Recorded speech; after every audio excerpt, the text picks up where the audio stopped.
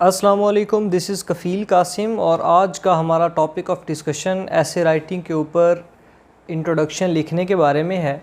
हम आज ये देखेंगे कि एक इंट्रोडक्शन कैसे लिखा जाता है, इंट्रोडक्शन की कौन कौन सी प्रॉपर्टीज़ होती हैं और इंट्रोडक्शन जो कि ऐसे की जान होता है जिसकी बेस पर एग्ज़ामिनर अपना माइंड बनाता है कि मैंने इस कैंडिडेट को पास करना है या फ़ेल करना है या कितनी ग्रेडिंग देनी है, क्या मुझे इसके ऐसे की मेन बॉडी पढ़नी चाहिए या नहीं पढ़नी चाहिए।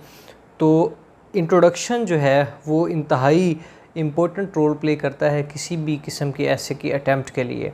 तो हमारी बातें आज इसके बारे में होंगी। आगे बढ़ने से पहले मैं आपको ये एक इम्पोर्टेंट बात बता दूं, वो ये है कि इंट्रोडक्शन एक पैराग्राफ है और पैराग्राफ डेवलपमेंट पे चलता है, जिसके अंदर अगर आपको पैराग्राफ डेवलपमेंट का पता हो तो उसकी सबसे पहली जो रूल है वो यही है कि सबसे पहले आपने एक इंट्रोडक्टरी स्टेटमेंट लिखनी है, फिर उस इंट्रोडक्टरी स्टेटमेंट को कुछ हद तक एक्सप्लेन करने की कोशिश करनी है, फिर उस इंट्रोडक्टरी स्टेटमेंट को with example, with fact, with proof उसको आपने प्रूव करने की कोशिश करनी है। फिर उसके बाद आपने एक कंक्लूजन का एक सेंटेंस लिखना है जो कि आपके पैराग्राफ को कंप्लीट होना बताए। तो ये एक पूरा पैराग्राफ होता है, पैराग्राफ की डेवलपमेंट होती है जिसकी बेस पे जनाब अपना एक पैराग्राफ डेवलप होता है और उसका एक प्रॉपर स्ट्रक्चर बनता है। रिपीट कर रहा हूँ, आपको सबसे पहले एक इंट्रोडक्टरी स्टेटमेंट देनी है, उसको हल्का सा एक्सप्लेन करना है कि मैंने इंट्रोडक्टरी स्टेटमेंट में आपने क्या बताया। फिर उसके बाद आपने एग्जाम्पल के साथ, किसी फैक्ट के साथ अपनी इंट्रोडक्टरी स्टेटमेंट के आर्गूमेंट को स्ट्रॉन्ग करने की कोशिश करनी है। उसके बाद आपने उसको कंक्लूड भी करना है ताकि उसको पता चले कि ये पैराग्राफ यहाँ से शुरू हुआ था, यहाँ पे ख़त्म हो गया। ये पैराग्राफ डेवलपमेंट कहलाती है।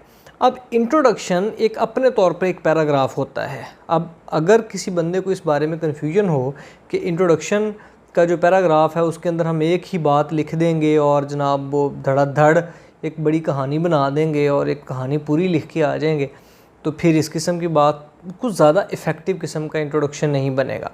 मैं थोड़ी कुछ किस्मों के आपको इंट्रोडक्शन बताता हूँ जो कि नॉर्मली फॉलो किए जाते हैं।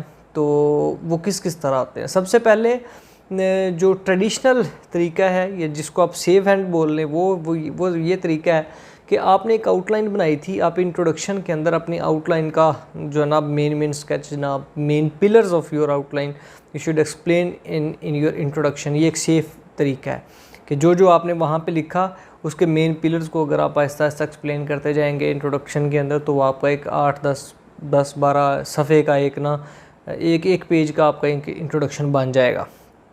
उसके बाद है आप दूसरी किस्म का जो इंट्रोडक्शन है वो आप किसी फैक्ट से इस्तेमाल कर सकते हैं। मतलब आपके पास एक ऐसे आ गया कि जनाब ना क्लाइमेट चेंज के ऊपर आपका ऐसे आ रहा है, ये एनर्जी क्राइसिस पे आ जाता है, ये वाटर क्राइसिस में आ जाता है, तो आप एक फ़ैक्ट लिखें कि पाकिस्तान पूरी दुनिया में इस वक्त वाटर क्राइसिस का लेवल का जो इंडिकेटर है वो ये है, पाकिस्तान का जो इंडिकेटर है वो ये है, और इसके ऊपर एक फ़ैक्ट के बेस पे ना आप अपना आर्गूमेंट डेवलप करना शुरू कर दें। इसके बाद है कि या तो कि आप ना अपना इंट्रोडक्शन किसी कोटेशन से स्टार्ट करते हैं। फॉर एग्जांपल एजुकेशन के ऊपर आपका ऐसे आ जाता है तो आपको चाहिए कि नेल्सन मंडेला की कोटेशन उठाएं, कुरान करीम से कोई आयत का तर्जुमा उठा लें, कायदे आज़म की कोई स्टेटमेंट उठा लें जो कि उस टॉपिक के साथ रेलिवेंट हो, वो आप उठाएं और उसको फिर आप उस बेस के ऊपर आप अपने आर्गूमेंट को डेवलप करना शुरू कर दें और अपना इंट्रोडक्शन लिख लें। इसके बाद आप एक ना सरप्राइजिंग सी स्टेटमेंट दे दें।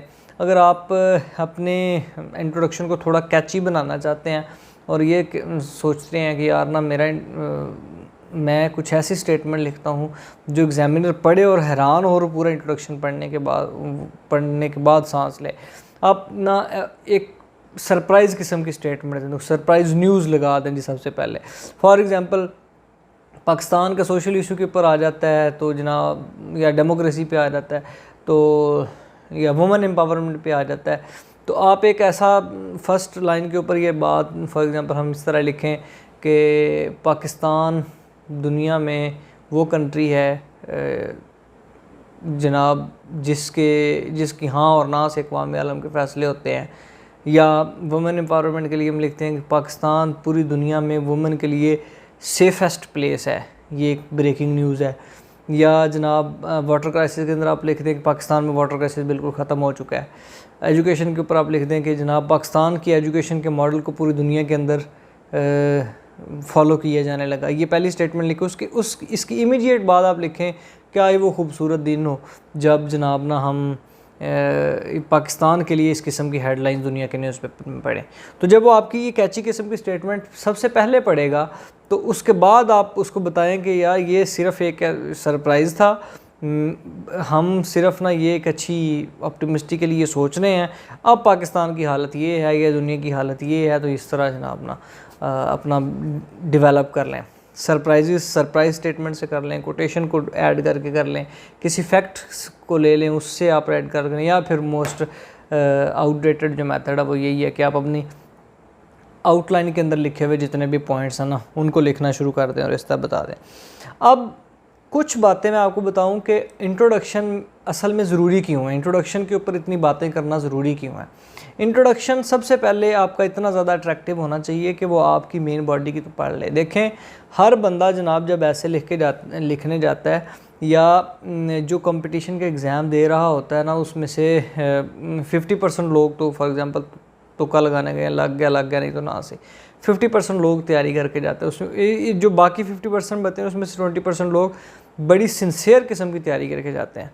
उन लोगों में से भी फिर 4, 5, 6, 7, 8, 10% लोग ना पास करते हैं। ऐसे याद रखें कि जब ऐसे का इंट्रोडक्शन जिस बंदे का स्ट्रॉन्ग होता है ना, उसकी ही मेन बॉडी पढ़ने की एग्जामिनर कोशिश करता है। अब इंट्रोडक्शन के अंदर कुछ अंग्रेज़ी की गलती बिल्कुल नहीं होनी चाहिए, लैंग्वेज की गलती नहीं होना चाहिए। इंट्रोडक्शन के अंदर एक आइडिया ऐसा हो जो कि एग्जामिनर को कहे कि भाई मैंने ये आइडिया दिया है, मेरे पूरी ऐसे के अंदर भी कुछ ऐसे यूनिक किस्म के आइडियाज़ मौजूद हैं जो कि बिल्कुल टॉपिक के साथ रेलेवेंट हैं, तो काइंडली उनको पढ़ लो। उसके बाद है कि जनाब आप एक कंटेंट अपने इंट्रोडक्शन के अंदर कुछ ऐसा दे के आएँ जिससे वो अट्रैक्ट हो जाए, तो मतलब कैची किस्म का हो और इतना ज़्यादा बोरिंग ना हो, एक ही कहानी ना लिख के आ जाए बंदा। तो ये प्रैक्टिस से चीज़ें आती हैं जी। आपको फॉर एग्ज़ाम्पल सरप्राइज स्टेटमेंट बनाना भी ना विद प्रैक्टिस ही है, और उसकी बेस के ऊपर फिर आपका फर्दर जनाब ना डेवलप होगा।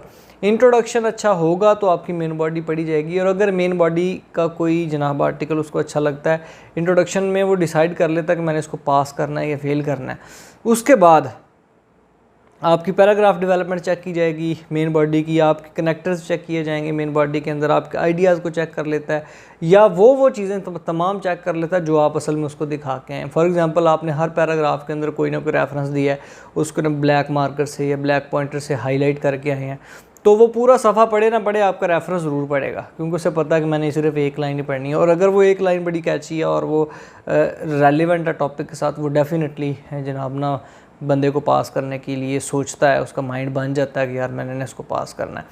फिर इंग्लिश ऐसे असल में लिटरेचर है, अदब की एक फ़ील्ड है जिसके अंदर ना लिटरेरी टच ज़रूर देना चाहिए बंदे को। मतलब कोटेशन का टच दिया जाए, किसी बुक का रेफरेंस दिया जाए, किसी बंदे का जनाब ना किसी राइटर का नाम लिखा जाए, ये वाला जो टच है ना वो ज़रूर देना चाहिए। इस वजह से जो आर्गूमेंट्स हैं या जो पैराग्राफ डेवलपमेंट है ना वो काफ़ी हद तक स्ट्रॉन्ग नज़र आती है और अट्रैक्टिव नज़र आती है। होपफुली आपको इंट्रोडक्शन के बारे में जनाब अपना बातें काफ़ी हद तक समझ आ गई होंगी, और इंट्रोडक्शन स्ट्रॉन्ग कैसे किया जा सकता है, एक ही हल है, वो लिखना है। और जो बंदा लिखता है उसको फिर उसके साथ साथ अंदाज़ा हो जाता है कि यार मैंने ये करना था, इसके बाद भी ये सेंटेंस आना चाहिए था। फिर मैं आपको एक मोस्ट इंपॉर्टेंट बात बताऊं, कुछ ना वर्ड्स का यूज़ या ईडियम्स का यूज़ ना स्पेसिफिकली इंट्रोडक्शन के लिए बंदे को रख लेना चाहिए, ताकि बंदे को पता हो कि मैंने ना यार इंट्रोडक्शन हमेशा इस स्टेटमेंट से स्टार्ट करना है, ये वाले मेरे पास वर्ड्स हैं जो मैंने स्टार्ट करने हैं, ताकि आप एग्जामिनर को असल में ये भी पता चल जाए कि आप अंग्रेज़ी भी पढ़ के आए हैं, आपके पास अंग्रेज़ी का भी कुछ ना कुछ नॉलेज है, अंग्रेज़ी का एक एक्सप्रेशन है, वो जो एक्सप्रेशन है फिर वो आपकी अंग्रेज़ी की कमी को भी पूरा करेगा, आपके आइडियाज़ आपके जनाब नॉलेज को बताएंगे, आपका कंपोजिशन ऑफ द या पैराग्राफ डेवलपमेंट जो है वो आपकी टेक्निक को ज़ाहिर करेगी, और उसके बाद जनाब आपका नॉलेज जो वहाँ पे आप कंपोज करके लिख आए हैं वो एग्जामिनर को इतना तो कन्विंस कर लेगा कि यार इसको पास कर दिया जाए। बाकी फिर मेन बॉडी के ऊपर लैंग्वेज और ये सारी बातें उम्मीद है कि जनाब ना आप अच्छे स्कोर करने में हेल्प करेंगी। Thank you so much. अल्लाह हाफिज़।